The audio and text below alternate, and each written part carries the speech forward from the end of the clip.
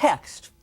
That's the whole point. Text. First of all, it drives me wild when people talk about the explosion of internet reading as if somehow it makes up for the fact that half of Americans under 44 didn't read a single book last year, according to the National Endowment for the Arts. Yeah, that's a study from 2002. The reading we... Yeah. No. Or it's based on 2002. No. This is the most recent study based on statistics through 2006, where in 2006 it was worse than 2002.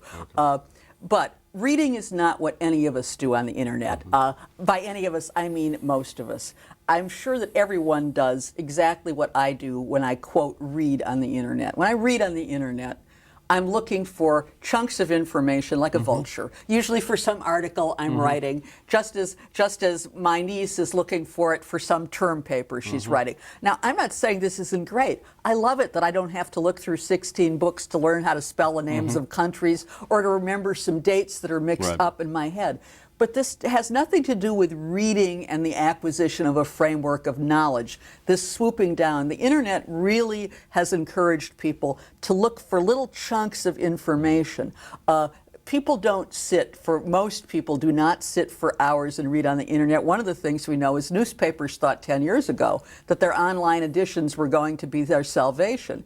They thought, for instance, that the online editions would attract a lot of younger readers who have given up on print newspapers. They haven't. The proportion of the young who read online newspapers is about the same as that of print newspapers.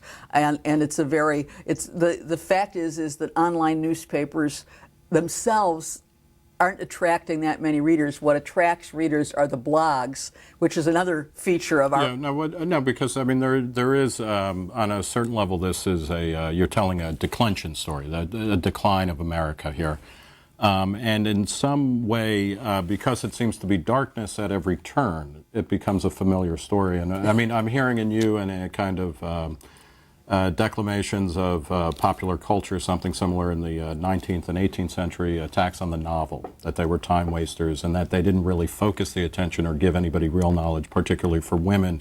They gave women ideas about having adventures and leaving home, things like that. You were about to, I think, attack blogs. And in what way? Because some people find blogs to be a useful tool of self-expression, but also ways of opening up conversations and knowledge that wouldn't be happening otherwise. I write for a blog. I write regularly for the Washington Post, Newsweek, On Faith, and I also have my own blog, Secularist Corner, on the Washington Post. The Secularist Corner, because people have to register and they can be found who they are, is fairly intelligent. The On Faith blog, in which anybody can just spew forth anything anonymously, what you said is exactly true. Blogs are vehicles of self-expression.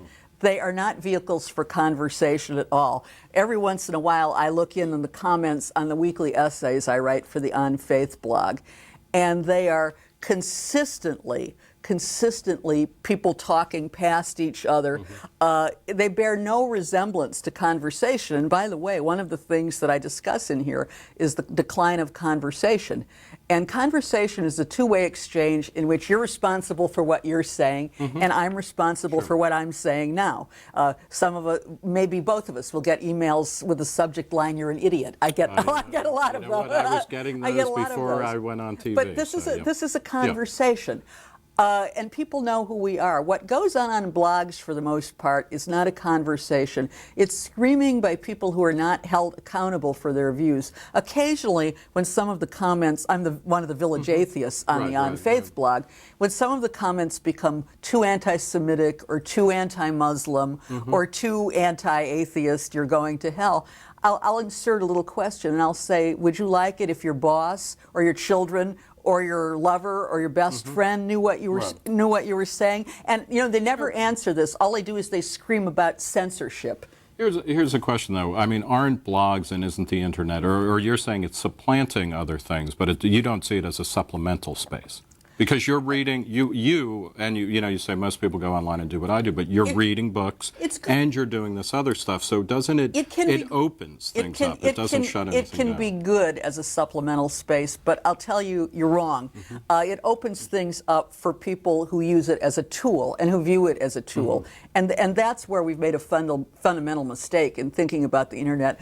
people write about it as if it were some kind of a god. If you use it as a tool and you use it for specific things, it's fine. But if people spend 7 hours a day on the internet, and I would say this for people who read 10 hours a day too and do nothing else and never see another person, spending 7 or 8 hours a day looking, and believe me, they're not reading Proust or Richard Hofstadter. What most people, I mean, those are taste preferences. That I mean, you can't accommodate a shift in spending. I don't accommodate. I don't. How did people get by without Proust? I don't. For one, I get by without Proust. I don't like Proust. Okay. No, so why would you reach for that? I mean, that's an interesting gesture. Because video games and MySpace and all that is real. It's just you're being alone and you're concentrating on something. But you're not on MySpace or Facebook. I mean, they're called social networking sites. And let me play devil's advocate here. I know tons of people who say, what was great about Facebook, which is the darling of the moment, is that it reconnected me with people, particularly in foreign countries that I had lost touch with or I had had difficulty finding. So I don't think anybody lives in cyberspace quite, although there are virtual reality worlds such as Second Life and whatnot, or World of Warcraft that literally has 10 million players or whatever that interact. But I mean, these again, it seems to me that these are generally positive, beneficial exchanges of perspective, of interaction, of expression. I don't know how to see those as negative. It's all right if people are doing it 1 hour a day, but all of the evidence about the rest of the culture is one thing hasn't changed. They're 24 hours a day.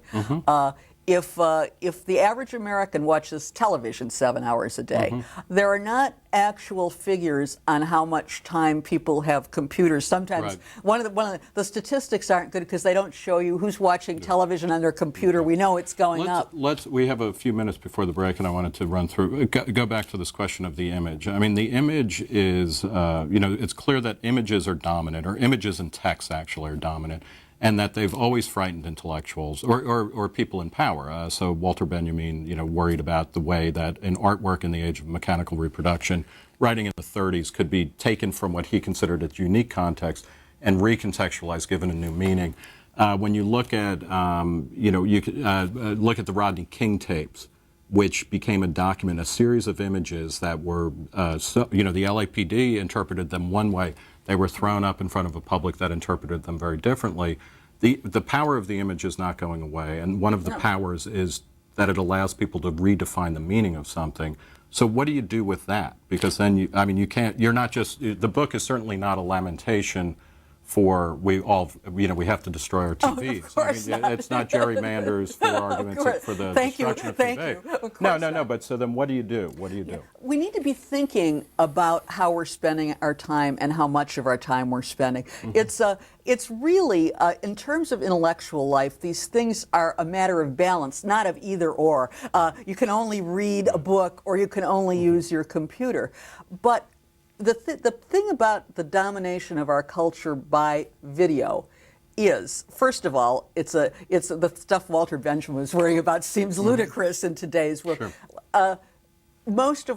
I would say, so much of it is junk. And secondly, we don't... But you can say that about text, about print, about books, right? But we don't know how much we're doing. A couple years ago, for an article I was writing, I participated in this TV turnoff week. And I've been telling myself for years, I don't watch much television, because I'm always reading when I'm watching television. When I turned off the TV, and I didn't cheat, I turned off the DVDs too. That would be cheating. Yes, absolutely. When I turned off the TV, it was painful for the first few days. I thought, oh, why am I doing this? And then I realized really how much bigger a role, a space, TV, was occupying in my head.